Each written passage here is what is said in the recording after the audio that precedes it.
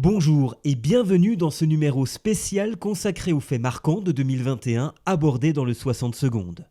Leader mondial des gaz, technologies et services pour l'industrie de la santé, Air Liquide parie sur l'hydrogène depuis des décennies. Le groupe investit massivement en Allemagne dans de nombreux secteurs, notamment dans la sidérurgie. Le groupe français prépare actuellement la deuxième phase de test d'injection d'hydrogène dans les hauts fourneaux de ThyssenKrupp Steel Europe, le plus grand producteur d'acier d'Allemagne, sur son site de Duisbourg.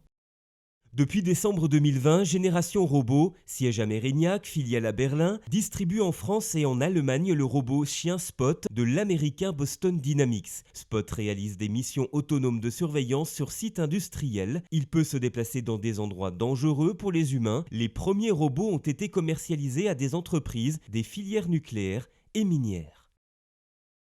Spécialiste des solutions dédiées à la communication digitale, le groupe nordiste Sarbacane, dont le siège est à M, acquiert la société allemande RapidMail. Créée en 2008 à Fribourg-en-Brisgau dans le Bade-Wurtemberg, RapidMail connaît une forte croissance de 40% en 2020. La société emploie 30 collaborateurs et compte 15 000 clients en Allemagne, Autriche et Suisse. Le montant de l'opération reste confidentiel. Ce rapprochement permettra au groupe Sarbacane, fondé et dirigé par Mathieu Tarnus, de doubler son chiffre d'affaires en 2021, plus de 20 millions d'euros. Le cabinet de conseil français Fidal et son homologue allemand Luther créent Unieur, une nouvelle organisation globale. Constituée de près de 2000 avocats et professionnels répartis dans 10 pays en Europe et en Asie, cette nouvelle marque commune représente un chiffre d'affaires de plus de 500 millions d'euros. Unieur est une Verein suisse basée à Zurich. Depuis le 1er septembre 2021, Xavier Chardon est le nouveau président du directoire de Volkswagen Group France. Il succède à Thierry Lespioc, qui occupait ce poste depuis 2017. Xavier Chardon était depuis 2018 vice-président vente et marketing de la joint venture SAIC Volkswagen, positionnée sur le marché chinois.